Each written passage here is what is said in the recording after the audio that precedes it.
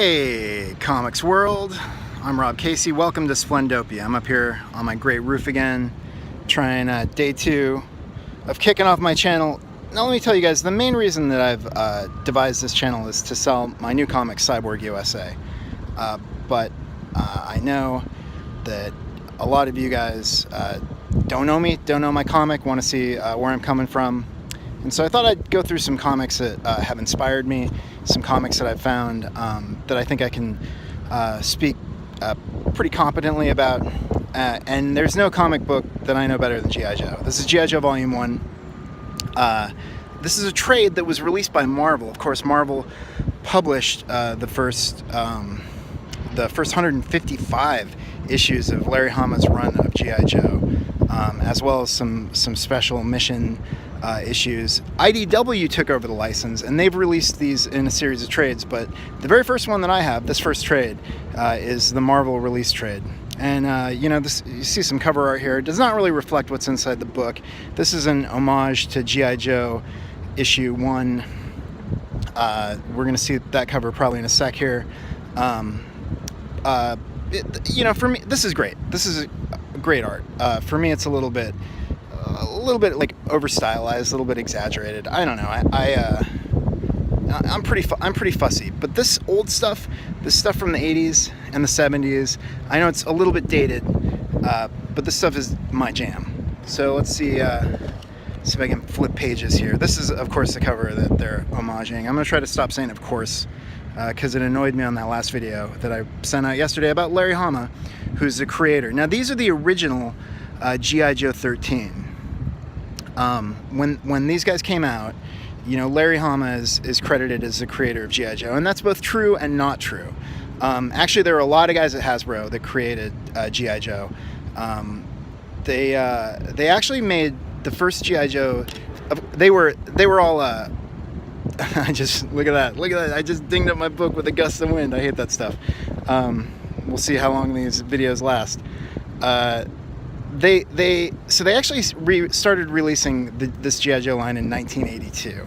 This was a reaction. They brought back G.I. Joe to the success of the 3 3/4 inch Star Wars figures, and the G.I. Joe action figures.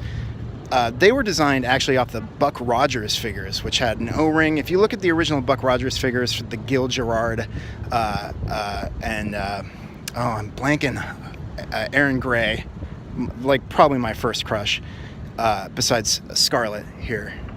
Aaron Gray and the Gil Gerard show. That first line of action figures exactly resembles the first round of G.I. Joe constructions, the first 13 in 1982.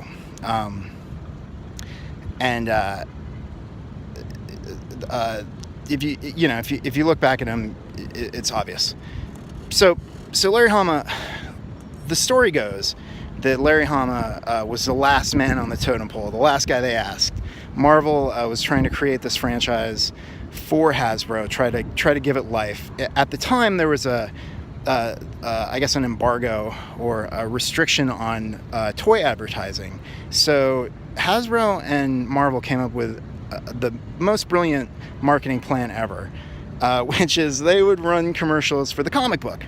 So the comic book commercials would serve to get around the rules of explicit toy commercial programming. Those rules were relaxed under the Reagan administration, I think for the better. I loved all the toy commercials of the 80s, but some people will say that our minds were destroyed by marketing forever.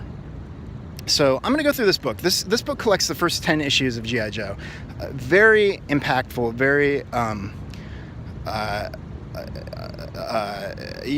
it sets the tone off right. From page 1, this is a great spread.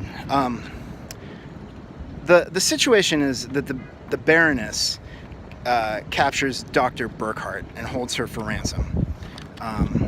There you go. All this stuff goes down. You've got these great images for a kid's toy book.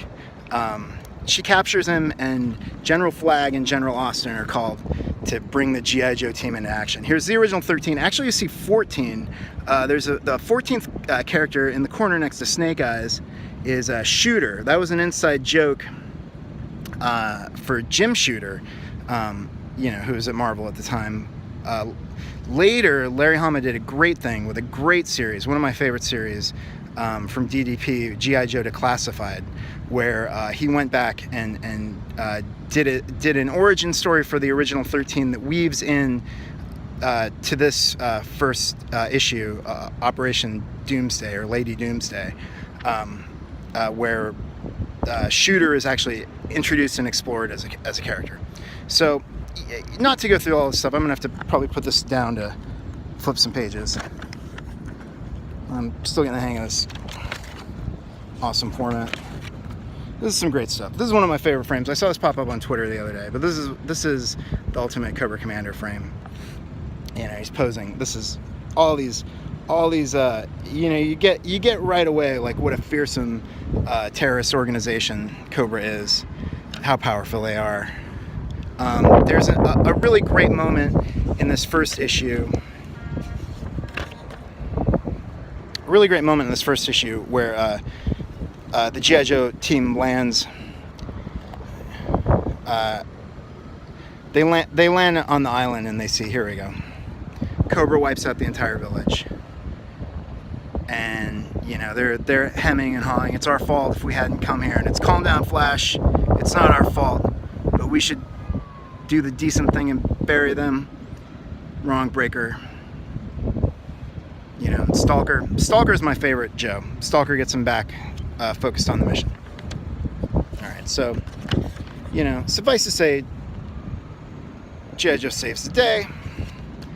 And, they escape in the nick of time. I think Doomsday would make a great, opening act for a G.I. Joe movie. And here we are in issue 2. Now, issue 2 is totally famous. I love this first splash page too. I love the way the Joes look.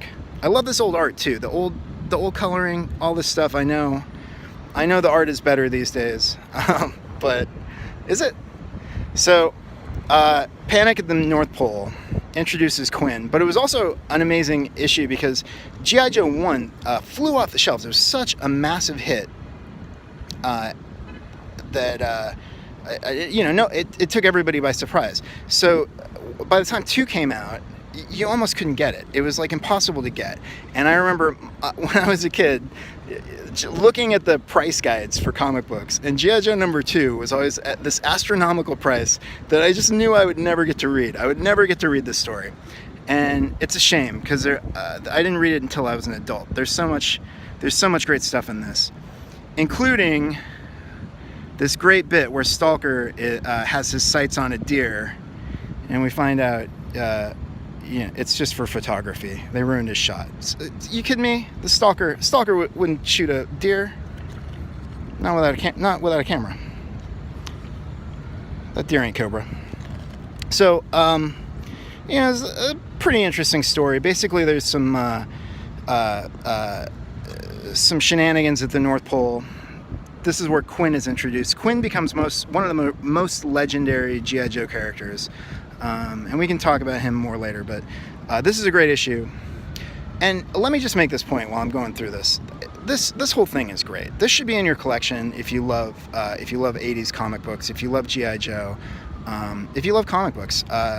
Larry Hama, his work, even though this was kind of like a work for hire, it was based off, when he got the pitch, he went in a direction of this thing called Fury Force, which was a variation of Nick Fury's Howling Commandos. It was going to be like a spin-off book where they fought Hydra. He basically just wholesale transposed all his ideas for that into these characters in G.I. Joe.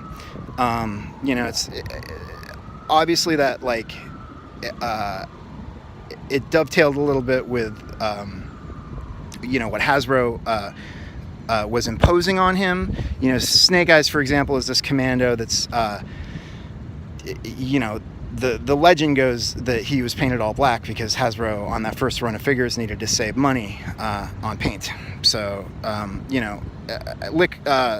Larry had a masked man in his original Fury Force.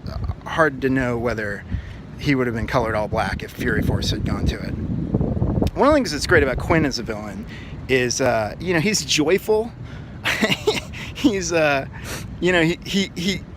gets the better of these Joes like nobody's business. And he's like deeply moral. He's he's a mercenary for hire. He's apparently working for Cobra. But what comes through really strongly in this story is his code of ethics. That's what really always stuck with me with this character, and why I love Quinn. So that was a long time. That was 10 minutes. I didn't expect to be going this long. There's a lot more to be covered. So I'm going to take a little break, and then we're going to come back and do the rest of this book.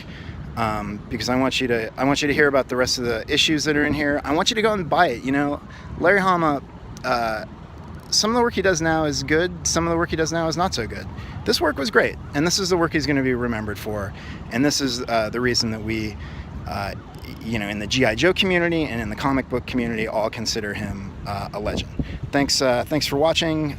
You'll see more videos on Splendopia soon, and I hope you enjoy my channel.